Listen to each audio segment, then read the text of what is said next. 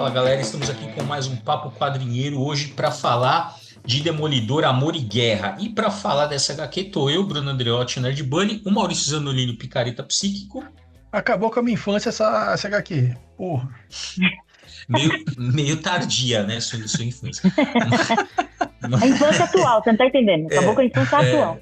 Exatamente. E estamos aqui com a presença ilustre da Gabriela Franco, do Gibirizila, do Imagina Se Pega no Olho, Imagina Se Pega no Ouvido, enfim, Gabriela, seja muito bem-vinda. Obrigada, gente. Uma honra sempre estar com vocês. Você sabe o quanto eu adoro o site de vocês, o podcast de vocês, tudo que vocês fazem. Então, sempre contem comigo.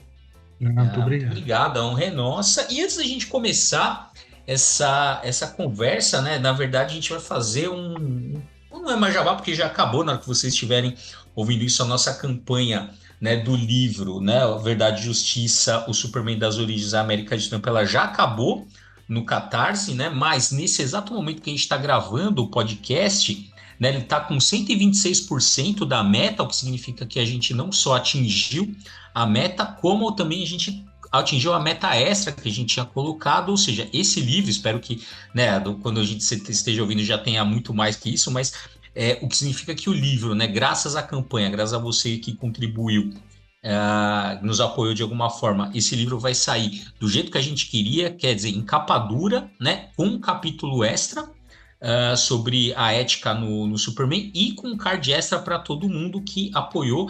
Então, nosso muito obrigado aí para você que apoiou. Então, para você que não apoiou, a gente vai fazer, já óbvio, né? Isso era uma pré-venda, então você ainda vai poder em algum momento aí comprar o livro, mas a gente vai fazer um evento presencial, tá? Ainda a gente talvez acho que no próximo podcast, no próximo episódio a gente já revela onde, mas vai ter um evento presencial, então você vai poder adquirir o livro lá com a gente no evento presencial, enfim, e depois provavelmente no site da Comênios, né, Maurício? Sim, vai estar no site da Comênios, e aí também, se vocês quiserem falar com a gente pelo Instagram, no direct, a gente também fazemos qualquer negócio.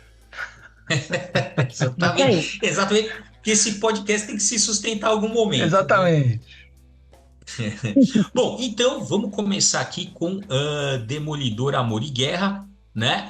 E eu vou ler a sinopse aqui para a gente começar essa conversa. O Frank Miller explora a natureza vai e vem do relacionamento do Rei do Crime e do Demolidor. Bem merda essa frase, mas estou vendo aqui no site da Panini. Vanessa Fisk representa tudo que o Rei do Crime valoriza. Eu vou começar aqui de novo. Vanessa Fisk representa tudo que o Rei do Crime valoriza. Quando a mulher que ele ama está em grave perigo, Fisk agirá de forma selvagem para salvá-la. Vale tudo no amor e na guerra, e para o Rei do Crime, o ditado é particularmente verdadeiro. Uma icônica obra-prima de Frank Miller e Bill Sienkiewicz, dos anos 80, considerada por muitos um dos melhores trabalhos de Miller com Homem Sem Medo. Não é para tanto, eu acho, mas enfim, é uma boa HQ. E aí, vou começar, né? A Gabriela que escolheu essa HQ para a gente comentar, então vou começar perguntando, Gabriela, por que você escolheu essa HQ? Então, primeiro, eu escolhi essa HQ por ser uma HQ do Demolidor, que é o meu herói favorito, né? Segundo, porque eu queria sair dos grandes nomes, né? Tipo, Demolidor, Queda de Modok, Homem Sem Medo. Uhum. Queria sair disso e queria pegar uma outra graphic novel que é uma dupla foda, que é Frank Miller e Bill Sienkiewicz, que é a dupla do meu coração, inclusive. Frank Miller agora mais não tanto, né? Mas nessa época ele estava no auge. Mas, né? Agora, infelizmente, não tanto. Mas uma dupla que naquela época estava realmente no auge. Frank Miller estava próximo a lançar Batman Cavaleiro das Trevas. E, justamente com o Bill, iria lançar Electra Assassina, que é a HQ da minha vida. E essa aqui foi uma prévia da Electra Assassina, praticamente, né? E engraçado que eu li essa HQ depois que eu li Electra. E aí é praticamente em continuação, tipo, quase a mesma coisa. Tem inclusive os mesmos coadjuvantes aqui, os capanga do rei que estão nessa HQ, também estão no Electra Assassina. E então eu escolhi, eu não acho a história uma das melhores, sinceramente, mas eu escolhi pelo show visual, pela obra gráfica mesmo, pela beleza gráfica da HQ, que é mérito total do Bill Sienkiewicz. Então, é por isso que eu acho muito poética, graficamente falando. Acho muito onírica, né? E eu acho muito bonita, e eu acho mega machista hoje em dia lendo também. Falo, puta, que merda, as mulheradas nessa HQ, né? Tipo, tido como coitada, mas assim, a gente pode explorar isso um pouco mais pra frente. É verdade. Não, e até o Matt Murdock, né, cara? Aquela hora, já que você já tocou nesse assunto, aquela hora que ela fala, ela pergunta assim: eu tô presa? Ele fala que tá. Aquela hora eu falei assim: não, eu tô lendo Quer isso dizer aqui que eu sou. direito. Ele fala, eu sou a sua prisioneira. Ele Eu falei, cara, como não, né, assim? filho? Ou seja, Se o herói da isso é história mais. já tá falando isso, né? Exato, e isso é uma coisa que também meio que equivale, e ele é o rei, né? Então, se você tá fazendo uma prisioneira, o rei também tá fazendo a mulher dele de prisioneira. Então, os dois, ou seja, homens fazem mulheres de prisioneira. É isso, Cara. E né? só antes da gente avançar, você comentou dessa coisa da continuidade, né? Que dá a impressão que é uma prévia, né? E eu dei uma pesquisada, né, nos bastidores da HQ. Parece que eles tinham uma ideia original de fazer essa HQ com a Electra Assassina uma coisa só, né? Uma É minissérie só, tal. meio que Mas uma assim, continuação. isso, né? E aí parece que por conta, enfim, acho que até porque era mais, pelo que entendi foi assim, porque era até mais lucrativo para eles, né? De assim, vender dois projetos separados, né? Foi aí que então virou, né? O Amor e Guerra e depois o Electra Assassina, né? Porque, na E, verdade, o Demolidor tem uma. Essa HQ é muito mais sobre o rei do que sobre o Demolidor. uhum, Ele perfeito. quase não aparece. Inclusive, e quando aparece, ele aparece meio que um borrão, né? Que o Bill Uhum, Sienkiewicz faz isso eu acho muito bonita a forma como ele na verdade, funde a Nova York, né? A cidade. Tipo, quando você vê, ele é só mais um borrão numa cidade cheia de luzes e coisas e estímulos, né? Ele é só mais uhum. um cara que tá correndo pelos, como é que fala? Pelos prédios lá, pelo topo dos prédios, né? E eu achei isso super bonito. Mas a HQ não fala muito sobre. Não tem não tem o embate dele com o rei, né? Não tem a Não. clássica luta dele com o rei. Não tem nada disso. É uma coisa totalmente. Dá pra, inclusive, o que você falou que poderia ter sido uma prévia, né? Uma continuação na verdade, a história prévia de Electra Assassina Uhum. é praticamente isso. Parece que a história é interrompida, né? Tipo, no final é isso, acabou. O final é E aí, acelerado, né? Parece que aí você fala, tudo ué, se o que resolve em aconteceu duas aqui? páginas, né?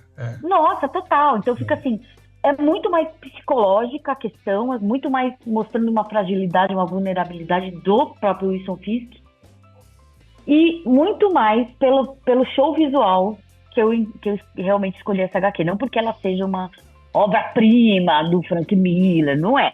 É, A Electra Assassina é uma obra-prima pra mim, mas o Uhum. Amor e Guerra não é. Mas eu, eu escolhi justamente pela narrativa gráfica, porque ela me pega demais, é muito bonita. muito bonito. Mas é interessante porque eu li isso nos anos 80 e eu não deveria ter lido, né, nos anos 80, porque eu era meio pequeno, então eu não Mesma coisa comigo entendi quando eu a Electra, maior tipo, parte. ali, escondida do meu pai, né? Então, mas eu não entendi, eu com certeza não entendi a maior parte do que estava acontecendo ali, né? Mas aí eu reli agora, né, muito tempo depois, eu nunca tinha relido essa HQ, e eu fui reler para a gente fazer esse podcast, e caramba, assim, é totalmente sobre sexo, né? É, Todas as questões, quer dizer, o Vic, que é o tal do capanga do Rei do Crime, nossa, esse cara o é cara, nojento, nossa, ele tem aquela fantasia, né? Ele começa a fantasiar, ele Ele tem uma sequestra, fantasia né? medieval, de que ele E é o aí ele fala que ele cavaleiro. tem uma espada enorme, né? Ele fala isso várias vezes, a minha espada é enorme, a minha espada é enorme.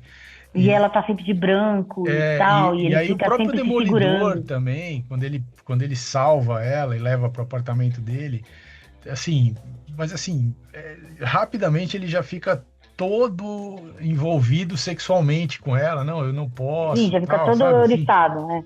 Já. Ah, e tem que lembrar sempre que ela é uma mulher casada. Ah, ela é uma mulher Gente, que porra casada. é essa, né? E É o, e homem, o né? Fisk, É o comportamento de é homem todos os homens. predador, São E predadores. o cara, o Vic, que é o capanga, ele parece um babuíno, né? Parece um É macaco, né? Então é um comportamento total selvagem. Eu ia animalesco, falar né? exatamente isso. É meio símil, né? Uma coisa Então, meio símil. E aí ele esse, parece um babuíno. então essa ideia Muito louco. desse comportamento animalesco, né? Animalesco no sentido sexual também, de que cada insinuação, cada pedaço de carne que aparece do corpo de uma mulher já é assim, um convite ao sexo, né? Então os caras já ficam tudo doido, né? E o ciúme do Fisk também em relação ao médico, né? De ver a Vanessa ali se abrindo com o médico o desenho, quer dizer, a arte mostra, né? Às vezes o rosto dela e do médico muito próximos, né? E ele vendo pela televisão ali, pelo monitor. Então tem essa insinuação o tempo todo sexual, né? Que tem um subtexto, né? Tem. E o cara é um psiquiatra, né? Sim. Ele é e tem uma mulher linda Freud também, ali, né? exatamente isso. Então, exato, então. E ele é um Freud ali, então tem um subtexto mesmo dessa questão da pulsão, né? Sexual e de todos os personagens estão ali meio... A questão, por exemplo, da irmã do Vic, né? Porque em algum momento o Capanga, que é um cara que usava drogas, precisava das drogas para se manter minimamente funcional, né? E a irmã dele era enfermeira e conseguia, né? E conseguia, então ele vai na casa da irmã, e aí ela tem um encontro, e aí ele fica dentro do armário enquanto ela tá tendo o encontro, fantasiando e falando não, e assim, tem muita camada de questões sexuais, né? De problemas psicológicos relacionados à libido e tal. Então é muito interessante, assim, o texto, porque o texto, ele é um texto simples, a maior parte do tempo o texto é o pensamento dos personagens, né?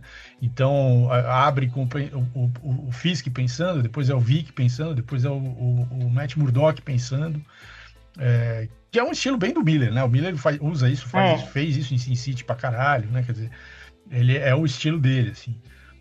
Mas essa questão do sexo e dessa patologia, assim, o sexo patologizado, assim, essa coisa não resolvida, que os caras estão ali assim, por dentro, né? Tem a coisa da lareira na casa do Murdock, ele fala, então fique quentinha e tal. Fique perto do fogo. Não deixe o fogo apagar, assim, tem umas frases, assim, que você fala, meu, que porra é essa? E aí todo esse monte de insinuação sexual e de um monte de quase coitos e de um monte de desejos reprimidos e tal, no final acaba tudo muito rapidamente. Tem um desfecho assim, os caras broxaram, mas faz todo sentido, né? Porque normalmente os caras que têm muitas questões com sexo broxam mesmo. Então faz sentido o texto do Miller, né? A gente tem que lembrar também que assim, o Miller essa fase que ele escreve, tanto o Electra Assassina quanto Amor e Guerra, quanto o Demolidor, a Queda do Demolidor, né? De uma tacada só quando ele volta para Marvel, né? Então ele imagina que essas três coisas são assim né, a produção do Miller em 2 anos ali, em 2 anos ele escreve tudo isso, que são todas obras, quer dizer, essa aqui nem tanto, obviamente, mas Electra Assassina e a Queda de Murdock são coisas assim, clássicos absolutos, né? E o Sinkwitz também, quer dizer, ele tá aqui, ele já tinha começado a soltar as amarras de uma arte mais tradicional de quadrinhos lá com os Novos Mutantes, né? Em 83, ali, ele era uma revista mensal, ele estava fazendo Cavaleiro da Lua também. Mas aqui ele vai além, assim, aqui ele se solta mais, ele faz coisas que... ele faz técnica mista, é o que eu falei, é uma prévia colagem, exatamente. Aqui ele começa a se soltar e em Electra ele se solta completamente, né? Exatamente. Mas é bonito ver essa sequência, né? Essa evolução, porque esse cara é um negócio, né? O Sinkwitz é um negócio, assim. Tem no canal dele, no YouTube, tem uns trechos de entrevista com ele, dele falando do processo. Ele conta a história dele, como que ele começou com arte. Putz, esse cara é um gênio, assim. É o meu preferido, não preciso nem falar que ele é o meu... Ele é meu quadrinista preferido, o estilo dele é inigualável, não tem igual, não tem. Não é que eu não falar, lembra um pouco Dave McKean.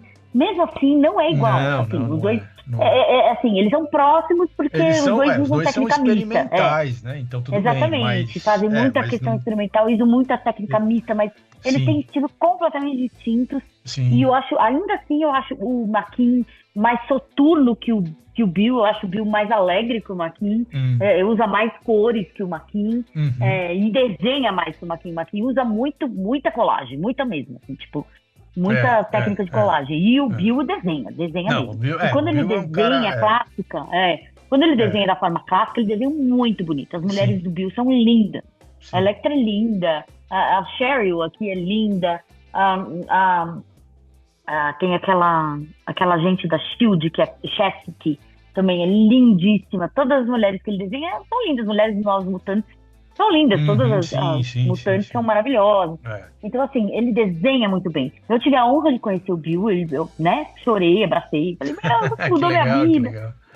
Foi maravilhoso, porque realmente Electra foi um marco na minha vida de verdade. Foi mais do que uma HQ pra mim, porque esteve ligada a uma fase da minha vida muito, muito peculiar, porque foi uma fase onde eu, na verdade, perdi meus pais perderam minha guarda, eu fui morar com tutores, né, que não eram meus pais, e assim, em meio de uma turbulência muito grande emocional, e eu era nova, era muito jovem, tinha 13 anos de idade. Então isso foi uma turbulência muito grande na minha vida. Eu mudei de família, literalmente eu mudei de família, sabe? Serviço de proteção à testemunha, praticamente isso. Apesar de eles serem próximos, de serem ainda da minha família, era uma família distante, né? Tipo, não era o meu núcleo familiar, né? Eram primos, né? De segundo grau, que eu fui morar. Não era aquela família com a qual eu convivia diariamente. Então, foi uma coisa muito chocante pra mim. E eu li Electra nessa época. E eu me apeguei muito, muito à personagem, porque eu vi nela uma força que eu precisava ter. Sim, né? sim. E então ela, assim, eu não tinha imagens de mulheres fortes, né? Assim, a minha mãe era uma pessoa muito forte, mas assim, naquela época ela estava muito vulnerabilizada, justamente porque tinha perdido minha guarda e advinda de adição de drogas, né? Então, eu tinha visto a minha mãe muito frágil, então para mim isso já estava se dissolvendo, e eu carecia de uma pessoa muito forte para falar, vamos lá, você vai aguentar passar por isso. E a Electra foi essa pessoa. A Electra foi essa pessoa, exatamente. Então eu me agarrei muito na força dela, né? E eu contei isso pro Bill, ele ficou muito emocionado quando eu falei isso pra ele. Porque a Electra, quer dizer, esses personagens todos, né? O Demolidor, a Electra, são personagens trágicos, né? Que tem essa história, né? E eles obviamente tiram da tragédia uma certa força para e tinha o lance da Electra ter perdido o pai, ser órfã de mãe e pai. Sim. Então aquilo para mim foi muito simbólico, né? Tipo, eu estava órfã de mãe e pai, literalmente, né? Apesar de eles não terem morrido, depois, posteriormente, meu pai faleceu, mas eu estava longe deles. Eu tinha sido apartada. É um luto, obviamente. É um luto, exatamente. Eu tinha sido apartada da convivência deles. Então, eu estava órfã. Então, eu me identifiquei muito, assim, foi na minha mente de adolescente, assim, foi uma coisa que colou demais na minha cabeça. Ainda bem que foi na Electra, não nessa aqui, né? Porque essa aqui, as mulheres aqui são, nossa senhora, fraquíssimas. Exatamente. Eu li essa aqui um pouquinho depois, né? Como eu falei, eu nem me apeguei tanto. Mas claro. Isso que a gente estava falando, assim, para situar as pessoas que não leram essa HQ, apesar do Bruno ter lido a sinopse, o Fisk, a Vanessa Fisk, que é a esposa do Fisk, que vocês já devem ter visto, quem é fã já deve ter visto no live action, né? Ela tá passando por um estado catatônico. Ela passou por um problema. Ela tá passando por uma. Né? Que não é físico, é totalmente psicológico, exatamente. Ela não fala mais com o Fisk, ela não interage com ela fica de cama e não interage, como se ela estivesse vegetando, né? E aí ele fica desesperado, e ele contrata um psiquiatra para ver se ela se comunica com ele de alguma forma e faz ela voltar a se comunicar com o próprio Fisk. Só que para fazer esse psiquiatra trabalhar sob pressão, ele sequestra a mulher desse psiquiatra, que também é cega, uma coisa que eu não entendi o porquê disso na também história. não tem sentido nenhum, mas tudo bem. Eu falei, ué, por que ela é cega? Pra se conectar com o Demolidor? Não entendi. Que não tem nada, sem brincadeira, não é um recurso narrativo, não é usado na história a questão da Cheryl ser cega. Só, e aí ela sequestra... Talvez só pra ela não identificar o Matthew depois, assim, sei lá. Pode ser. Só talvez essa explicação, mas é muito ruim, né? Muito ruim. Pra quê? Nossa, nada a ver. E aí, o que acontece? O Fisk sequestra através de um capanga, que é o Victor, esse super... Esse símio, esse cara meio estranho. Esse cara super viciadaço, doente da cabeça. E o Victor fica sendo o cara que é o capanga lá, que fica cuidando da Cheryl, que é a mulher desse médico. E aí, do nada, o Demolidor entra nessa parada pra resgatar a Cheryl. Mas aí ele usa a Cheryl justamente vai usar... exatamente. De isca pra pegar o Fisk depois, né? Então fica uma coisa muito, muito vaga ali no meio. Então o Demolidor pega essa mulher justamente pra resgatá-la das mãos do Fisk, mas também faz ela continua fazendo ela de refém. Ou seja, não, né, Matt? Pelo amor de Deus. Tem uma coisa que eu sempre critiquei no Matt Murdock, apesar dele ser o meu grande amor dos quadrinhos, é essa coisa totalmente louca com mulheres, né? Tipo, o cara come todas as mulheres que aparecem na frente dele pra salvar a geral. Mas eu acho que... É porque ele é cego. É porque ele é cego, É porque não, mas assim... quando você fica cego, os outros sentidos ficam mais aguçados. Aí entendeu? É isso, ele não se aguenta. E aí eu fico puta com isso. Tanto é que agora foi anunciada recentemente uma nova roteirista para a revista do Demolidor, uma mulher, que é a primeira mulher depois da Ana Inocente, né? Que foi a única mulher que escreveu o Demolidor. Também tem uma fase muito, muito clássica dele. Eu adoro, porque ela criou a Mary Tifoid. Sim, exato. Mas ela chama Stephanie Phillips. E aí, finalmente, eu escrevi nas redes sociais, falando, quem sabe agora o Matt começa a desenvolver, né, uma empatia, uma responsabilidade emocional. Porque todas as namoradas dele ou se mata, ou fica louca, ou vai presa. É tóxico, mega tóxico. O cara mais tóxico da Marvel é o Matt Murdock. A gente fez uma vez um episódio que era só pra falar, acho que foi um dos primeiros quadrinhos nesse formato que a gente fez, que era foi um episódio inteiro assim, só pra falar o quanto a vida do Matt Murdock é desgraçada, assim, de vários aspectos. Toda errada. Né, assim, toda assim, e parece que os roteiristas, eles, cada um que assume, os caras querem dobrar a aposta. Eles querem fuder mais, entendeu? Quem chega mais no final do poço, né? Quem deixa o cara mais... Isso. Exatamente, assim, realmente é uma característica do Demolidor mesmo, né? Mas uma coisa interessante, né, que você estava falando da arte, né, do Bill, que realmente é muito foda, e tem uma coisa bem interessante na HQ, né, que é o seguinte, né, se você, por exemplo, o Rei do Crime, ele é desenhado muito estranho, né? Tipo, ele é meio geométrico, assim. É uma bola, ele é meio uma bola, praticamente, né? E ele tá com um colete todo cheio de texturas. Todo florido, estranho. Legal. Né? E assim, então, aí ele tem, né, essa coisa meio grotesca e tal. E se você olha, para as mulheres, né, ela é mais, digamos, mais plástico, né? As duas, né? Tanto a Vanessa quanto a esposa lá do médico, que esqueci agora o nome da Cheryl, né? Elas são mais fotográficas, digamos assim, uma beleza mais plástica e tal. Isso é bem interessante, né? Outra coisa que vocês já apontaram é como essas coisas que são quase... Tem aquela cena que o Demolidor tá caindo, né? Que ele tá escalando, que eu achei meio assim, qualquer coisa, né? Porque assim... porque assim, do nada, assim... porque aí o negócio desencaixa, ele começa a cair, assim, realmente, a beleza é só pra ver aquela mancha vermelha, porque é interessante a representação, mas, assim, é interessante isso, mas é isso, o grande clímax é isso, é o momento que ele cai e se agarra ali na janela e entra de novo, porque, como vocês falaram, né, o final ele é totalmente anticlimático, porque na hora que você acha que, bom, agora vai ter a porradaria, né, ele vai entrar, né?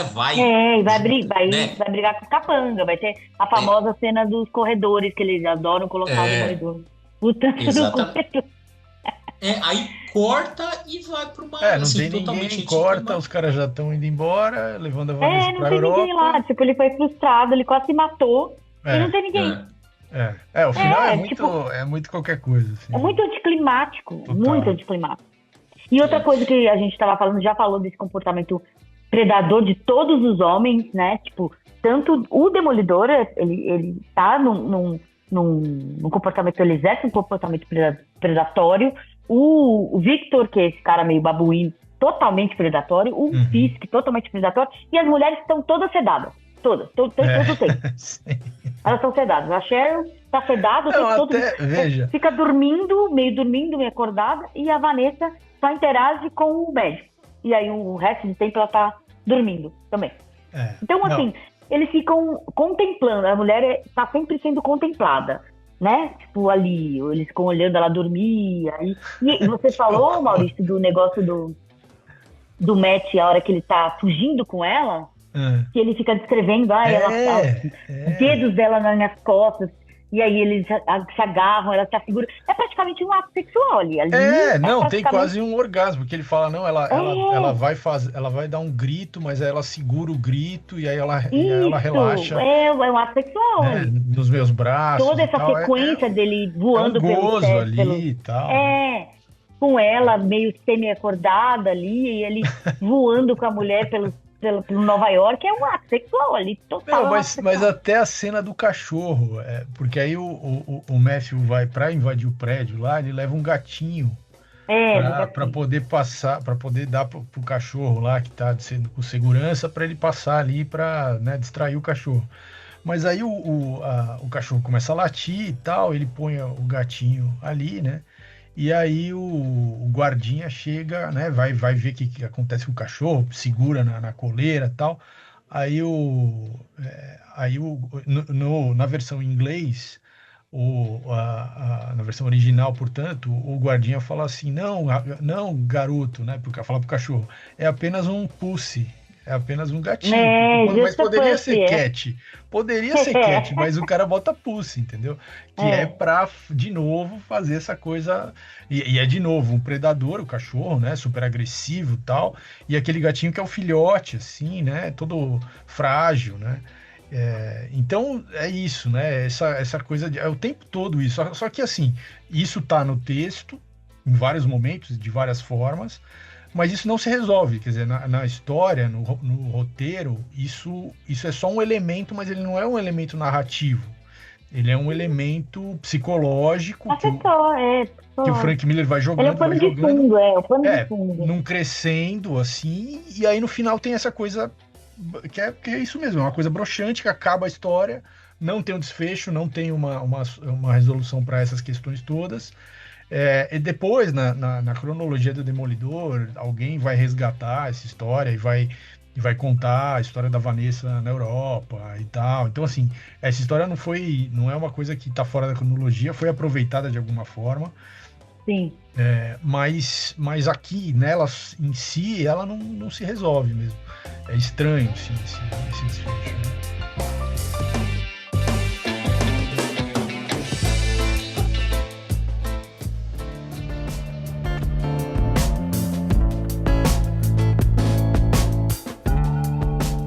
E aí tem aquela... É engraçado porque, assim, é claro, o Victor chega lá quase pra estuprar a Cheryl lá, ou violentá-la, ou matá-la de alguma forma. E aí ela vai com o braseiro lá, com o negócio da lareira. Da lareira, de mexer a madeira ali, assim. A madeira de ficar atiçador, né? Atiçador. Isso. Atiçador, lembrei o nome.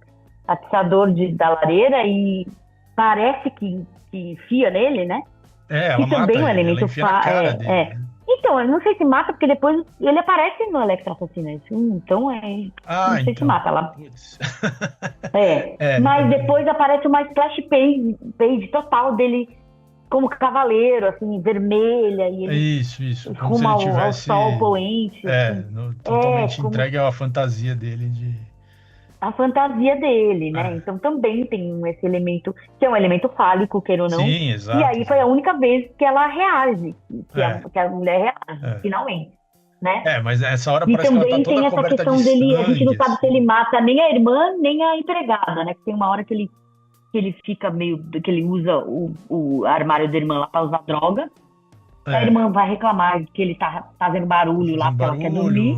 ele encontra a calcinha da irmã, daí ele fica todo Isso também é tenso. estranhíssimo, vamos combinar, Nossa, socorro, a calcinha da irmã Andrei. Não, totalmente. pelo amor de Deus. E depois no escritório do Matt Murdock, ele se esconde debaixo da mesa, porque aí entra a empregada para limpar, fora do horário, né, de expediente.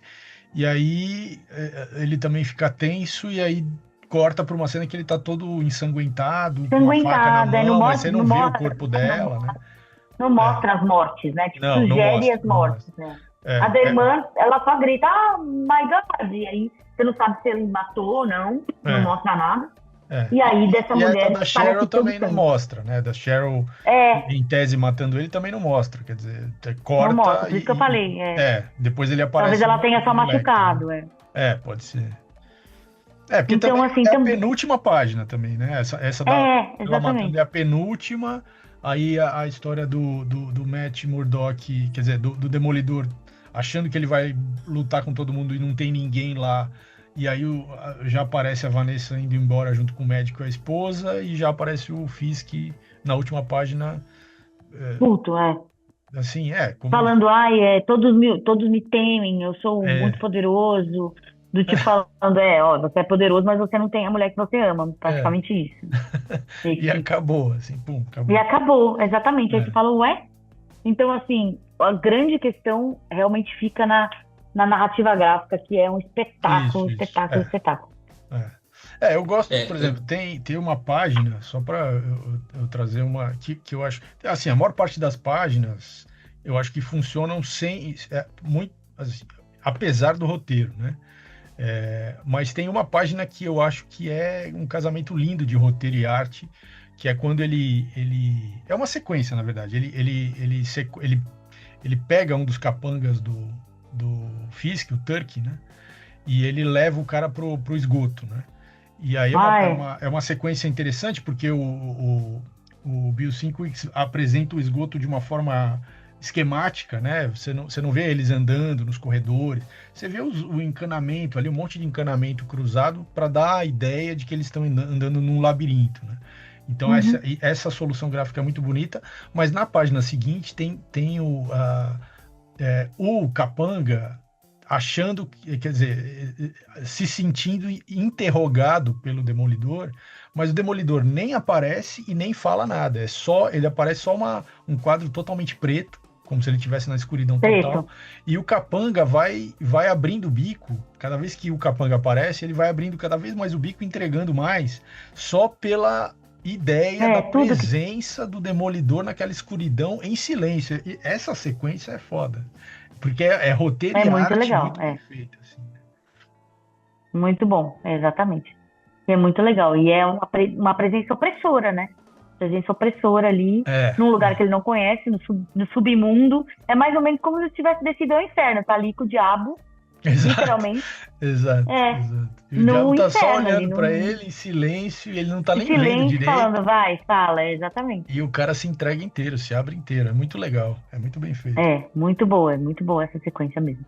Essa sequência, a sequência do Matt com a Cheryl também, que eu falei que é praticamente um ato sexual total ali. Isso. É muito legal. Tem algumas sequências também que eu gosto do próprio rei, que o rei, ele meio que se funde ao papel de parede, assim, tipo, ele é muito grande, ele tá com uma padronagem de papel de parede, tá com uma padronagem parecida, e aí ele tá no mesmo quadro, é muito bonito ali também, que eu gosto, e aí tem umas horas que assim, mostra o rosto do rei, ele é meio desfocado, como você disse, as mulheres são muito bem detalhadas, e os homens são meio borrados, todos eles são meio animalescos, meio borrados.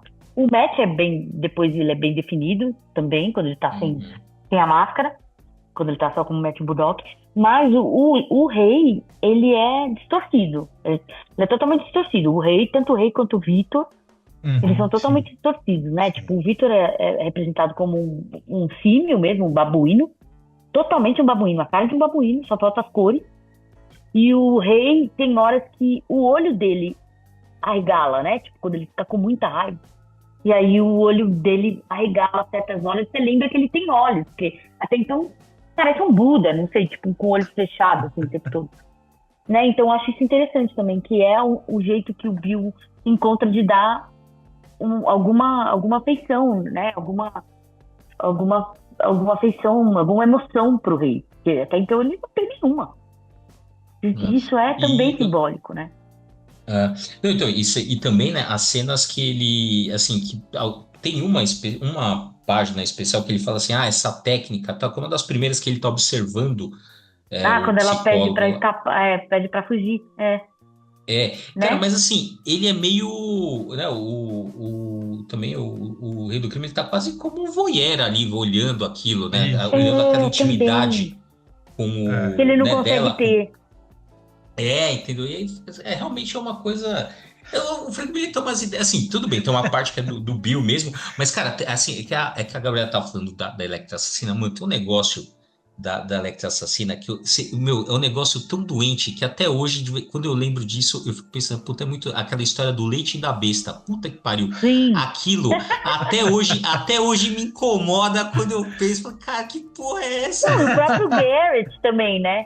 O Garrett, ao longo da Nossa, narrativa de Electra Assassina, ele é doentio. Ele fica o tempo todo tarando a Electra, o tempo inteiro.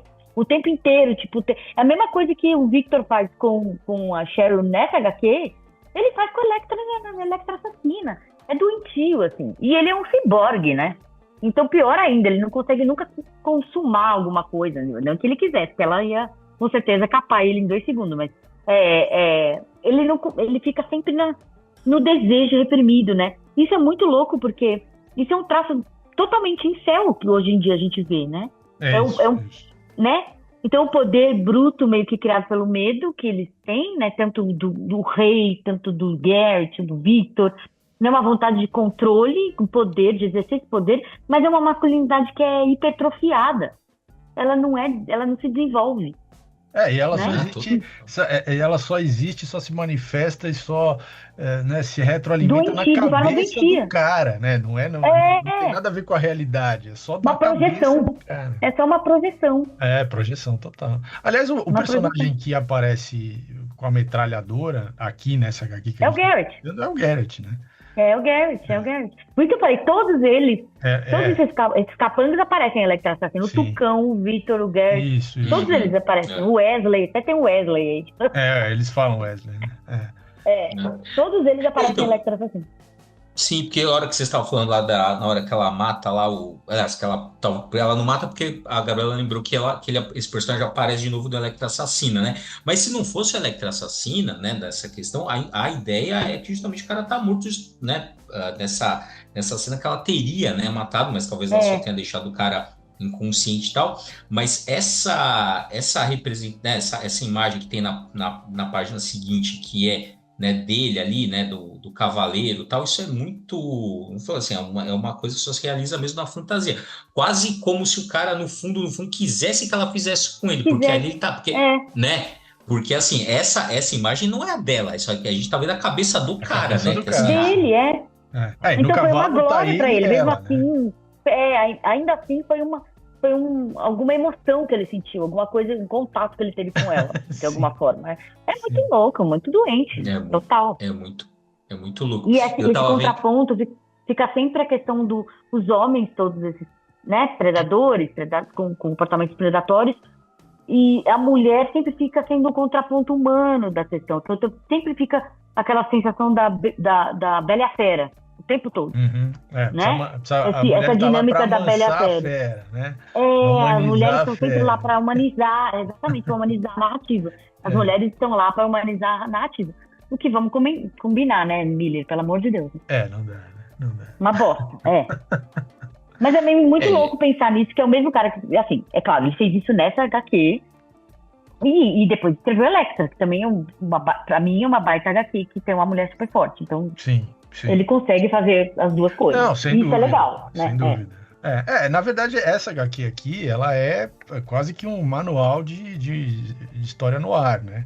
De um detetive barra policial barra advogado que, né, que combate o crime, mas que também é uma pessoa dúbia, né, em relação à moral e tal. E no caso ele é aqui, né, no comportamento dele com a Cheryl, né? E é isso. Então aí não tem exatamente um herói ali, né? Todo mundo é meio dúbio, todo mundo tem inclusive suas o Matt. questões O psicológicas. Matt é meio mega fragmentado, né? Sem dúvida. Então assim, é um roteiro básico de história no ar. E aí quem brilha mesmo, porque o roteiro é simples, o final é apressado e qualquer coisa. Tem algumas sequências interessantes né, de roteiro, assim, mas nada assim genial. Mas quem brilha é o Bill Sinkwicks mesmo, porque o cara o que ele faz, por exemplo, aquela página inteira que mostra a cidade à noite, né, que tem todas as luzes, ali, o Matt, e o Matt exatamente, saltando, saltando ali no meio, né? ônibus, não sei. Mas assim, a atmosfera que ele dá no brilho das luzes é como se tivesse uma neblina assim na cidade, blur, né, que rebate a luz e fica aquela coisa, né? Toda a cena do bar na página anterior também tem essa neblina. Uma boa parte da pintura dele tem essa neblina, né, para dar esse clima no ar, esse clima de noite, esse clima né, de um ambiente assim lúgubre né, e que você não tem como dizer se as pessoas que estão lá são do bem ou do mal, você não tem como discernir, né, porque tem essa nuvem, essa névoa e tal. Então é muito bom, assim, ele faz esse negócio virar um clássico que não deveria ser. Se você desse na mão, sei lá, se desse na mão do Romita Júnior, isso daí nem ia citar esse HQ. Exato, era isso, Maurício. É exatamente isso. Eu escolhi essa HQ por causa do Bill, porque a narrativa gráfica é lindíssima, lindíssima. E ela transforma uma história medíocre exatamente numa história que você fala, puta, que na verdade prende, não porque o Bill torna a história muito melhor, mas a narrativa gráfica dá um brilho para a história que na mão de outra pessoa não teria. Definitivamente não teria. O Bill Sienkiewicz é tão genial que nem o Frank Miller conseguiu estragar, né, a arte dele, né? Porque... Exatamente. Já pensou se o Frank Miller tivesse inventado de ilustrar isso? Puta que pariu, nossa. Ia ser uma bosta.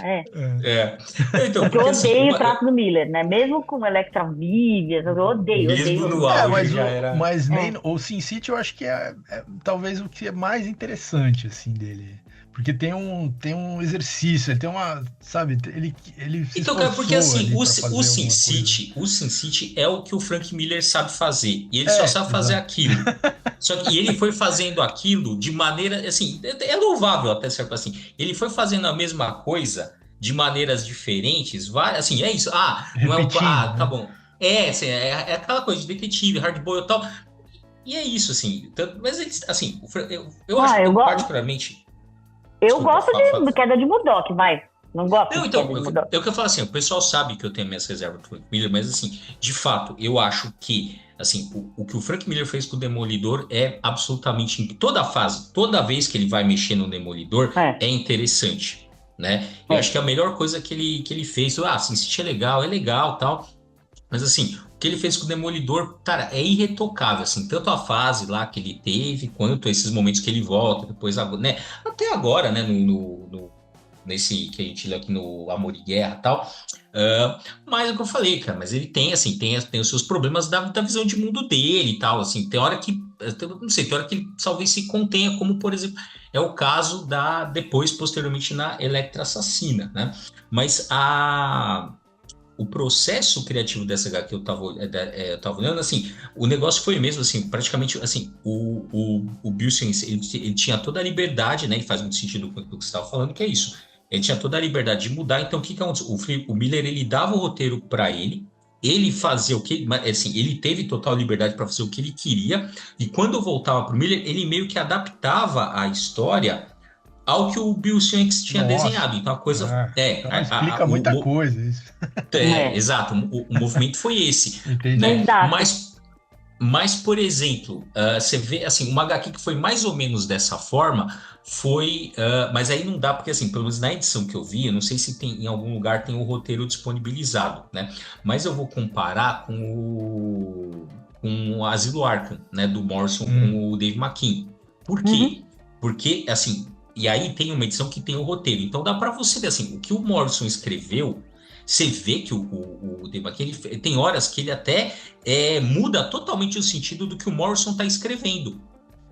Quando você olha o roteiro, só você vê uma coisa, né? Você imagina uma coisa. Quando você olha as páginas, você vê que realmente o cara está subvertendo e às vezes está invertendo até o que está posto no roteiro.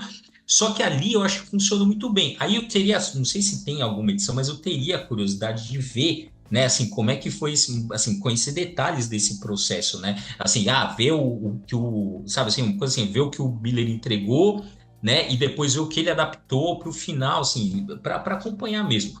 Porque, de fato, é uma HQ totalmente a serviço da arte do Bill Sienkies. Eu até brinquei, né? Que eu até brinquei, falei, o Miller não conseguiu estragar, mas que foi a própria proposta. Inclusive, essa HQ, ela sai pela aquele selo Marvel Graphic Novel, né? Que eles tinham naquela assim, formato revista, né? Que era um dos poucos que era formato revista. Exatamente, que era um formato maior, né?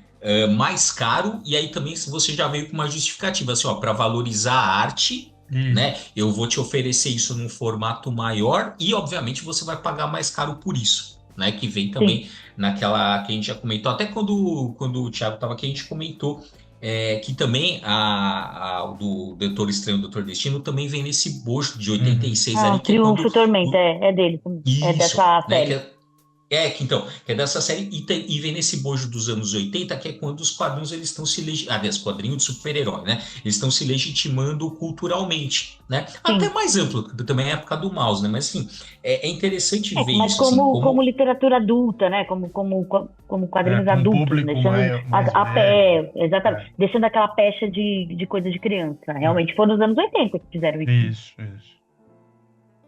Então, muito louco, mas foi exatamente isso, Bruno. Você pegou total, porque eu finalmente quis escolher essa HQ pelo Bill, não pelo Frank Miller.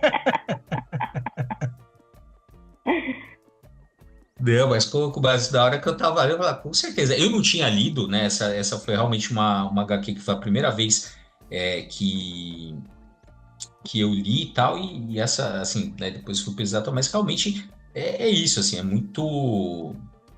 Assim, eu acho que é muito patente essa coisa da arte sobrepujar o texto, né? Inclusive tem umas páginas também que é muito balão, que até assim, cara, é menos assim, tem uma página principalmente que é aquela cena que ela já tá no apartamento do Matthew, que ele, né, que o cara tá perseguindo ela, que assim, tem um monte de balão. Só tá, cara, aqueles balões assim, só tá atrapalhando a arte do Bill Sienkies. Não tem muito...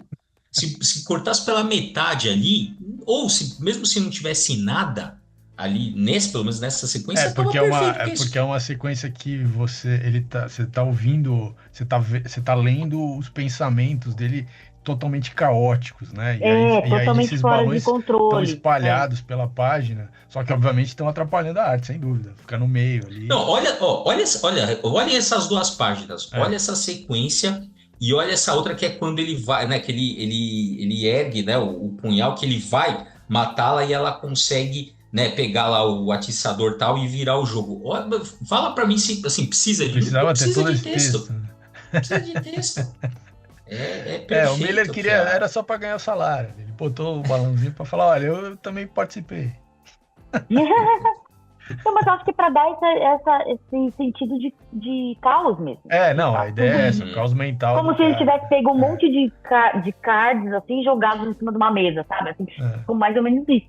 E um monte Mas eu acho que se a Marvel vendesse essa HQ sem o texto, só com a arte, ela poderia vender mais caro ainda. Nossa, se fosse uma HQ muda, exatamente. Uma HQ muda. tira todo o texto, deixa só a arte original do Bill 5 e põe um precinho aí que o pessoal paga. Né? Tem uma coisa assim, Pode preço só com a arte é, sei lá, 100. Preço com o texto do Mir, 50. É isso aí. Exatamente. Tem um quadro também que o rei tá segurando. Ele tem um acesso de fúria, né? Típico do rei do destrói crime. o quarto da Vanessa. Ele destrói o apartamento, exatamente, porque ele vê que a Vanessa fala que o que ela mais quer é escapar. Ela quer sair dali, ela tá se sentindo presa, por isso que ela não interage mais. Ela é uma refém, literalmente, do rei. Ela quer sair dali e ela se abre com o psiquiatra e o rei fica puto quando lê isso. Né? Ou seja, ela não quer estar ali, por mais que você queira que ela esteja, que você mantenha ela ali, feito um bibelô, exatamente. Ela não quer. Então, acho que isso pro homem é uma das piores coisas, né? Tipo, não sei, né? Ele finalmente fala que ela não quer ficar com o cara. E aí ele tem um ataque de pelanca e destrói o apartamento inteiro, porque falam que hétero não tem, não é? Tipo, que gay que é escandaloso, hétero não, hétero é super controlado.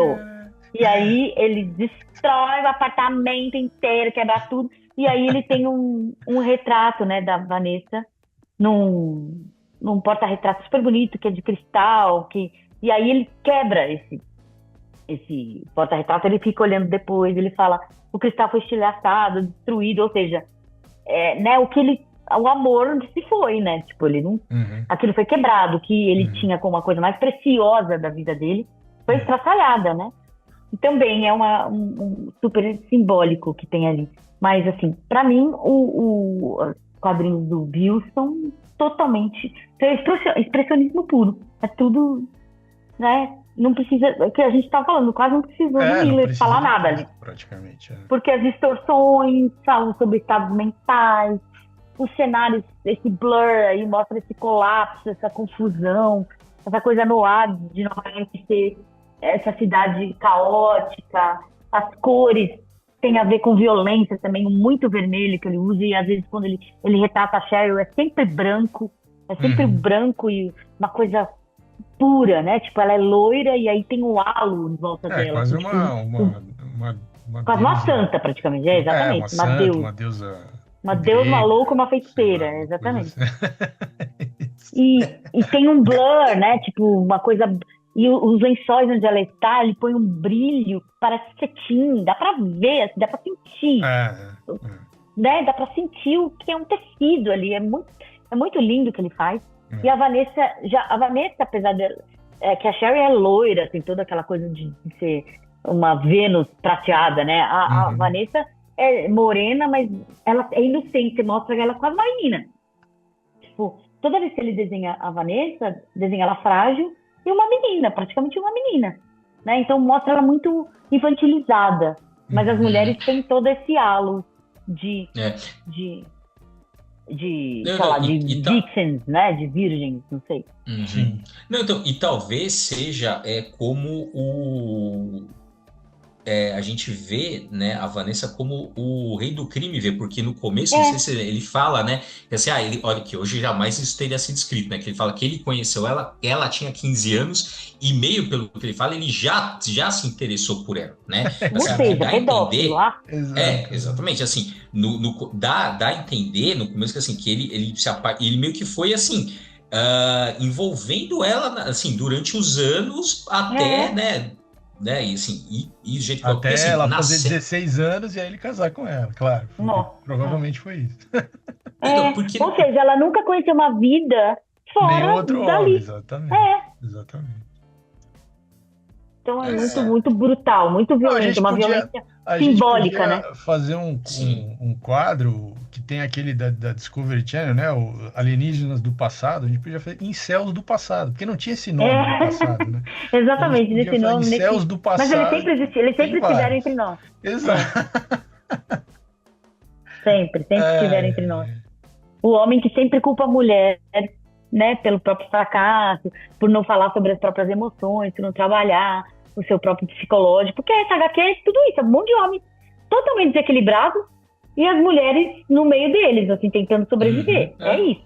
Agora isso. a Então, pergunta aqui não nem quer nem o calar. Demolidor se salva, né? Não, ninguém Não, se ele é um sabe. dos piores, amigo. Mas aí eu acho que a pergunta que não quer calar é a seguinte, quer dizer, o Miller fez esse roteiro, porque assim, isso tá no quadrinho, essa questão da masculinidade problemática é explícita. Seja simbolicamente, seja literalmente, ela tá em todos os personagens. O Miller fez isso conscientemente ou ele estava projetando? Que também tem essa, também pode ser isso, entendeu? Pode. Assim, conhecendo o Miller, a gente pode imaginar que alguma projeção existe, Sim, mas É. sim, com Mas certeza. Não dá pra mas ele, saber, nunca vai dar, a gente não vai mas ele conseguir tá fazer. claramente debatendo isso, assim, isso não dá para negar. Ele traz ao Traz à debate. tona o Se assunto. isso exato. Se isso é uma projeção dele ou não, a gente não tem como saber. Por quê, Mas né? sempre Como que a é, gente vai saber? mas sempre é. Mas ele traz ao debate, então vamos Sim, debater. Então, sim. amigo, faça terapia, por favor. Exatamente. Então, mas é que, assim, nessa HQ, óbvio, né, tem uma série de comportamentos, né, que eram normalizados nos anos 80. Essa coisa que você estava comentando, Sim, Gabriela, assim, desses rompantes de fúria. Pô, cara, isso tem. Pega uns filmes dos anos 80, assim, Sim, não, é imagina, quase. super É normal, quase um. Então, é quase um lugar obrigatório. comum. É, não, Esses gente, o rompantes, famoso murro assim, na né? parede, né, gente? Vamos combinar? Quem nunca? É. Que homem que nunca deu murro na parede quando ficou nervoso? Ah, gente, essa coisa mais clássica dos anos 80, de você expressar a masculinidade, a frustração, é você socar alguma coisa. é. É isso. Sim, não, E eu aí, lembro. mas o que eu tô falando, Bru, é que, na verdade, a ironia que existe por trás disso, porque o hétero é sempre o cara que aponta o dedo pro outro, principalmente pros gays, e diz que os gays é que são descontrolados. Por quê? Porque eles têm um lado afeminado. Ou seja, é sempre a mulher, é sempre a mulher que é descontrolada. É sempre a mulher que é histérica, é sempre a mulher que é louca. Então, assim, se ele chegou ao ponto, se ele, o rei do controle, chegou ao ponto de quebrar o apartamento inteiro, foi porque a mulher descontrolou o cara de um jeito que ele quebrou todo o apartamento. Então a culpa sempre é do outro, nunca é do cara que vai tentar controlar as emoções. Não vai aceitar a ordem de ninguém, mas se você ameaçar o cara de ir pra papuda, ele já começa a ter soluço e já pede pra ficar em Apresenta casa. atestado. É a mesma origem, entendeu? Mesma origem. Exatamente.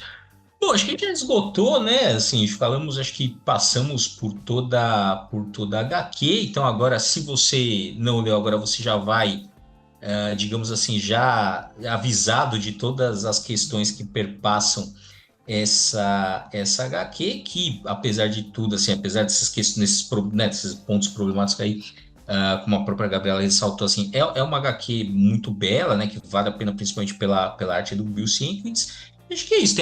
Quer acrescentar mais alguma coisa, Gabi, ao que a gente já conversou aqui? Se tem mais algum ponto? Isso mesmo, escolhi HQ para sair dos grandes figurões, né, do Demolidor. Eu iria com certeza escolher uma HQ do Demolidor. E eu queria uma história fechada, né? Então, aí para sair dos grandes figurões, né? Eu falei, putz, acho que eu vou falar de amor e de guerra.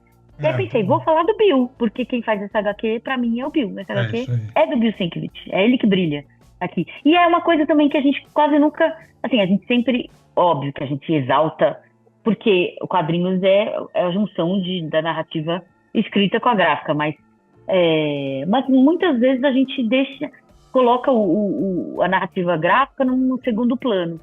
E aqui eu quis trazer justamente ela para ser a estrela dessa HQ, porque o Bill é com certeza a estrela dessa HQ. Muito bom. Com certeza, perfeito.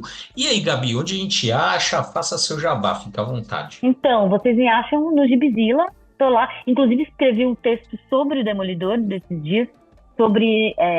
eu estudo religiões, né? Então, eu escrevi um texto sobre o simbolismo do diabo, né?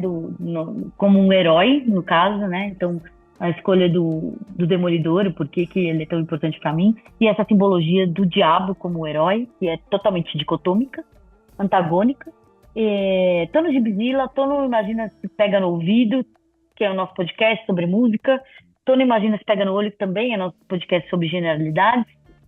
E tô no Blue Sky, @Gabi Franco, falando besteira, falando de quadrinhos muitas vezes também. Então, é isso aí, Gabi, muito obrigado aí pela sua presença, sempre é uma honra te receber, espero que você volte com, né, da última vez, deu muito tempo entre uma vinda e outra, espero que seja menos tempo entre você, entre a próxima, que com certeza terá, né, então muito obrigado aí. Bom, sigam aí a Gabi, o Gibizila, o Imagina Se Pega no Olho, Imagina Se Pega no Ouvido, vou lembrar vocês também para nos seguir nas redes sociais, @quadrinheiros, né? Hoje a nossa rede social é mais ativa, principalmente no Instagram.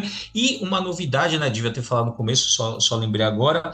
Agora a gente também está disponibilizando o Papo Quadrinheiro no YouTube também, né? Então agora tem Spotify, mas você também vai encontrar os episódios no YouTube. De repente facilita aí para alguém, tá? Mas é só áudio, tá? Não tem imagem no, né? Não tem vídeo no YouTube, é só um papo, né? Só a nossa capa rolando, de repente fica mais fácil aí para alguém, tá? E é isso, e fiquem de olho aí no @quadrinheiros, porque em breve a gente já divulga quando será e onde será o lançamento aí do Verdade e Justiça, o Superman das Origens América de Trump. É isso, valeu, gente, e até o próximo Papo Quadrinheiro.